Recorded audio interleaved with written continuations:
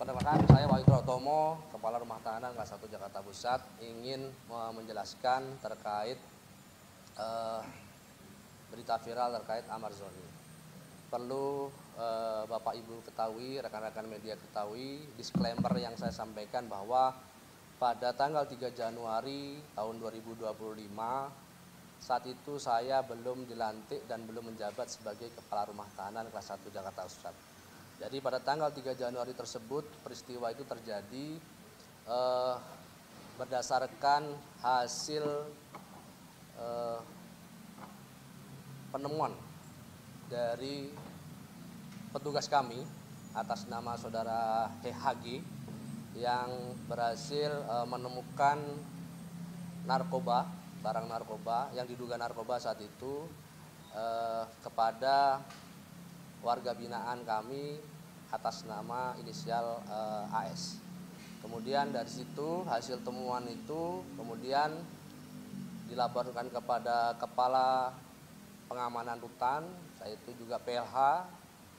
Kemudian dari PLH, Kepala Kesatuan Pengamanan Rutan, segera melaporkan kejadian itu kepada pihak Polsek Cempaka Putih. Dan pihak Polsek Cempaka Putih setelah mendapatkan atau menerima laporan kami segera mendatangi Rutan Kelas 1 Jakarta Pusat. Dan saat itu juga kami segera melakukan laporan dan serah terima barang bukti yang berupa barang yang diduga narkotika. Nah, setelah itu pihak Polsek Cempaka Putih lah yang melakukan proses pemeriksaan lebih lanjut. Dan selama proses pemeriksaan lebih lanjut, saya mengikuti karena tanggal 20 Januari tahun 2025 saya baru dilantik dan menjabat sebagai Kepala Rumah Tahanan Kelas 1 Jakarta Pusat. Jadi saya mengikuti proses pemeriksaan yang dilakukan oleh pihak Polsek Cempaka Putih. Pada prinsipnya kami selama proses pemeriksaan berlangsung kami bersikap kooperatif dan transparan kepada pihak penyidik dari Polsek Cempaka Putih. Apa saja yang dibutuhkan, baik itu saksi atau data-data, kami serahkan sepenuhnya kepada pihak penyidik dari Polsek Cempaka Putih. Dan setelah itu barulah Polsek Cempaka Putih yang akan meneruskan proses pemeriksaan dan kemarinlah ada pelimpahan tahap 2 dari pihak Polsek Cempaka Putih kepada pihak Kejaksaan Negeri Jakarta Pusat. Poin yang ingin saya sampaikan adalah bahwa munculnya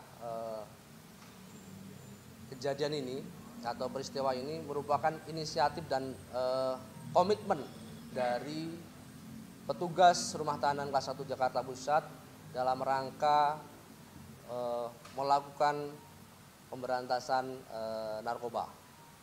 Jadi ini bentuk komitmen kami dalam rangka pemberantasan narkoba. Jadi kami tetap bersinergi dengan pihak-pihak yang terkait dan pada kesempatan kali ini kami berkomitmen dan bekerjasama dengan pihak Polsek Cempaka Putih.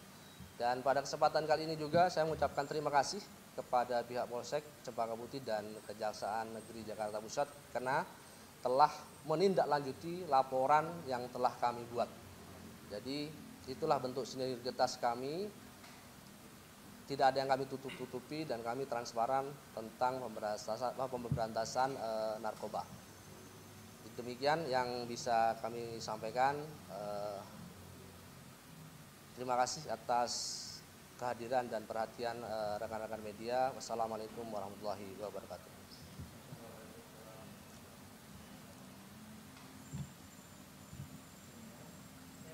Silakan.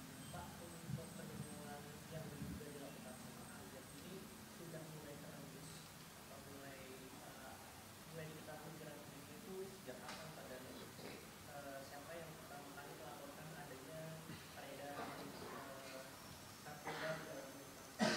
Terus kedua untuk Pak Jaksa itu, Pak,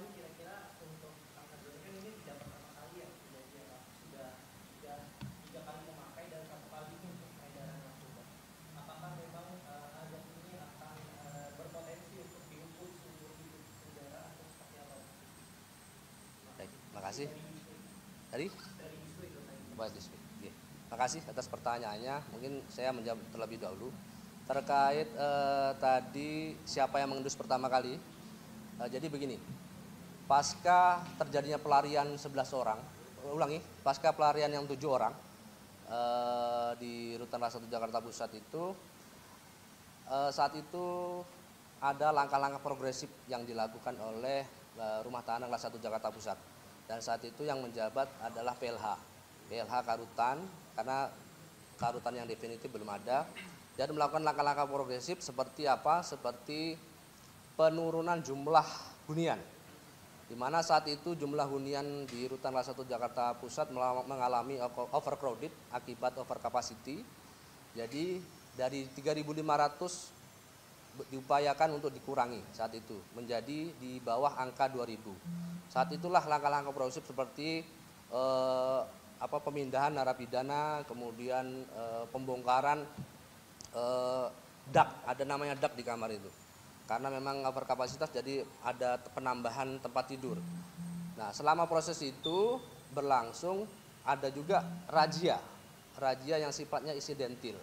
Sambil berjalannya upaya itu ada juga razia insidentil. Nah, saat melakukan razia insidentil tersebut, petugas kami yang atas nama HG mengindikasi ada gerak-gerik mencurigakan pada tersangka atas nama AS.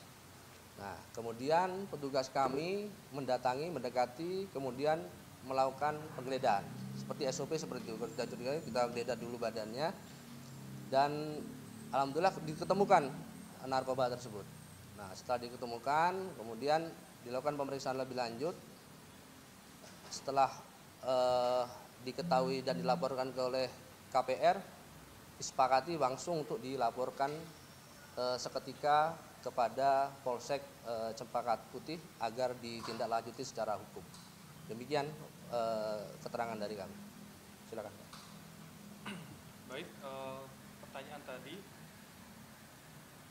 sebenarnya gini ya, kita lagi konsentrasi untuk menyusun surat dakwaan dan untuk melimpahkan segera perkara ke PN Jakarta Pusat untuk diperiksa dan diadili. Itu konsen kami yang pertama. Yang kedua tentang tadi pertanyaan tentang masalah apakah tuntutan nanti akan maksimal, kita lihat nanti fakta-fakta di persidangan. Karena memang kita juga akan mempertimbangkan faktor-faktor untuk memperberat dan memperingan suatu tuntutan. Nah, tadi diutarakan bahwa ini sudah pernah diproses sebelumnya, residif itu merupakan faktor untuk memberat. Tetapi apakah ini maksimal, kita melihat nanti fakta-fakta di persidangan. Seperti itu.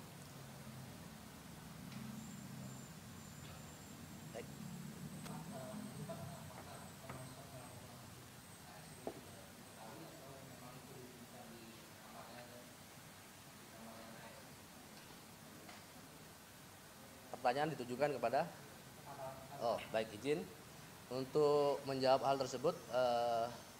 Tentunya untuk hasil pemeriksaan saya tidak bisa menjelaskan, tidak punya kewenangan tentang itu. Mungkin saya minta bantuan Pak Kapolsek untuk menjelaskan.